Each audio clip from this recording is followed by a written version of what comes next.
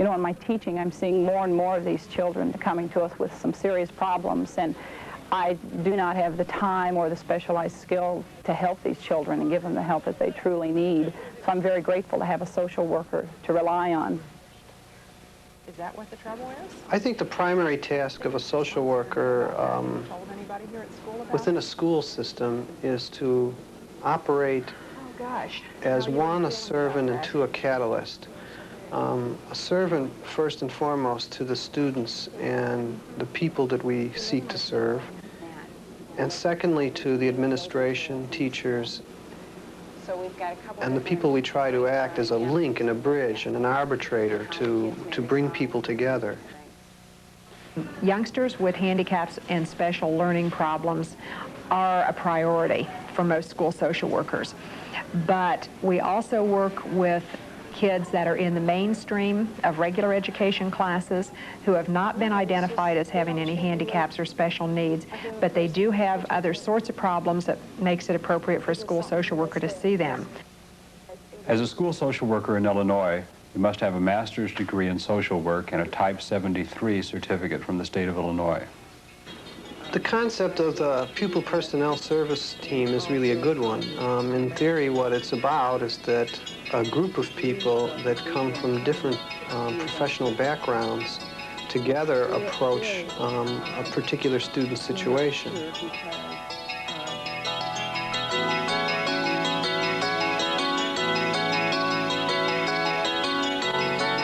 I think a school social worker has to have a positive attitude, an open attitude, and a caring attitude. But most importantly, I think a school social worker has to have the ability to bring together the resources that are available for the child in the school system and in the community. We're looking at Case finding in school social work can come about a couple of different ways. One way is the formal school social work referral or the multidisciplinary meeting to find resources for children. Gee, did you get that referral that I left in your mailbox about that student? No, I haven't. Well, I really need you to check on it. This student seems to be having all kinds of distraction problems in the classroom and everything, and I think something seems like it's going on. I'd really appreciate it if you check it. Okay, so... The second way is the more informal way, and that's when a teacher stops you in the hallway as you're going out the door at the end of the day and wants to tell you about a child in their class, or a parent or a neighbor or someone from the community calls up and said, I remember that you helped my child, and our neighbor or my friend has a problem with their children or with their child, and I'd like you to get to know them and see if you can help them like you helped us. Or you can also say it's 8:45, 8:45, but the most common... One of the biggies that school social workers get involved in working with certain students is the assessment process. This is a complex process that involves the gathering of information about the student or a group of students, whichever the case may be. A specific part of the assessment is the social developmental study. This is a complete analysis or gathering of information about the student past and present. And fill you in just a little bit about Bill's home situation, and I think maybe that will help you understand some of the behavior things.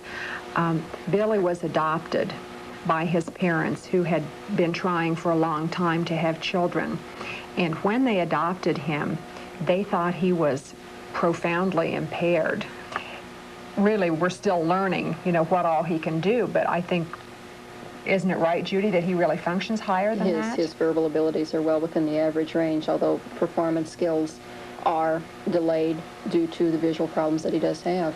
Mm-hmm. At the multidisciplinary conference, all the professions come together to present their findings. But not only do they present findings, we respond to each other's findings. We respond to the concerns of the parents, the concerns of the teachers, and hopefully come out with a plan that not only meets the educational needs of the child, but also a plan that everyone in the conference can support. I think it's really important to get the parents involved in working out something that's coordinated between home and school. Because as a school social worker serving several elementary schools, I often talk with teachers about kids that are having problems in the classroom, and very often that leads me to talking with the youngster and sometimes with the parents as well to try and figure out what the source of the trouble is.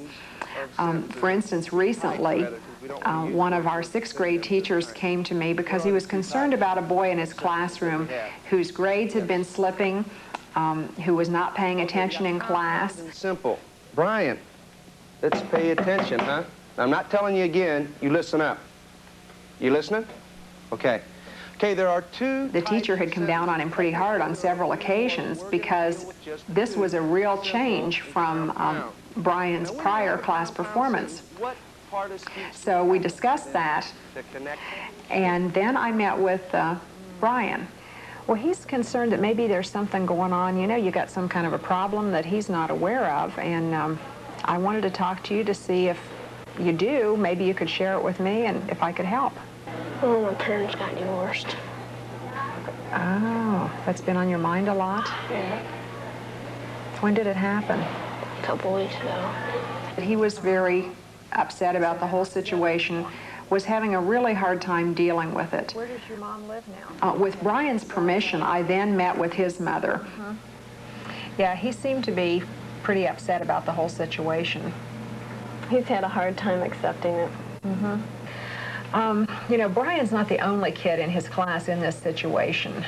The plan that we made was for Brian to get involved at the school in a small group with other kids whose parents have divorced, and that's been a very helpful thing for a lot of kids. With a little group of other kids that have... Hi, Pat. Oh, hi, Rosalind. Wanted to talk to you about Brian. Okay, good. Hope you got good news. Well, actually, I met with Brian and talked to his mom, too. And I think a lot of what's going on with Brian right now, you may not know, but his folks just had a finalization of their divorce 2 weeks ago. Oh, yeah, no, I did not know that. Yeah, they've had... I then went back to the teacher and explained the situation to him, and he was most receptive and very glad to know that he could help Brian by really giving him some tender, loving care at this tough time. I talked to his... As a high school counselor, I work with the social worker to try to meet the needs of students as best I can. Many times this involves someone being a contact person outside of the school setting, either dealing with parents or someone in the community. And the social worker, because of his or her expertise and availability, is much more adaptable to making those contacts. When I returned to work after the summer, I was informed right away as the school social worker for the junior high setting that there had been several suicide attempts. I contacted the guidance counselors in the district and the school nurse and the school psychologist and talked about forming a brainstorming session in which we could look at how we can prevent suicides in the district. One, we want to get moving on the prevention idea and make sure students are aware that there are some things out there to give them some help with. But we still got this thing hanging over our head with seniors who are having a difficult time, I think, handling the last 2 deaths that we're all aware of. So after I've contacted all these people, we sat down and kind of drew up an outline of some goals we'd like to look for, how is best to address this issue. And what happened was that we looked at several areas, one area being how we best can approach other students, because they hear more from their peers on what their depression and how they feel about each other and what's going on in their lives. I like the idea of doing some testing with the kids here. We're kind of testing the waters to see where they're coming from and where they're at within this grieving process. In regard to teachers, we plan on possibly doing some in-servicing, either with us doing the work or possibly having an outside consultant come in and talk with the teachers, talk about warning signs to look for in students and also how to respond to those warning signs. Another real important avenue that this particular committee is looking into is a community task force, trying to get the community more involved on how they can respond to students and adolescents in the community rather than just at school. I want to see that this process carries through too. And I look at myself as a liaison with the community task force, possibly not being on that task force, but being someone that can get them materials and link the community task force with agencies and knowing their expertise in that area and helping the two come together. As a school social worker, I'm not only concerned with students who have affective kind of problems, but I'm also concerned with students who are talking about or thinking about dropping out of school. We have some kids who are not able to face up to the fact that school is important, or better yet, they just want to throw in the towel and just give up. I want to drop out of school. Can't handle the teachers, the classes are too hard, and the superintendent with all his rules about you can't do this and you can't do that. And sounds like you're really angry and sort of fed up. Yeah, I am. Sometimes we find that we need to consult or refer kids out to outside agencies in order to help kids solve their problems. So we met with this person from the outside agency and talked about the options and the alternatives to dropping out of school. I'd like to tell you about a couple of our programs we have there that I think would be very important for someone in a situation like you are. We have a group that meets out of our office. It's a group of high school kids. You may know some of them, you may not. They're all your age. They're from the high schools around here. And they are students like yourself who are trying to decide whether or not they're going to stay in school.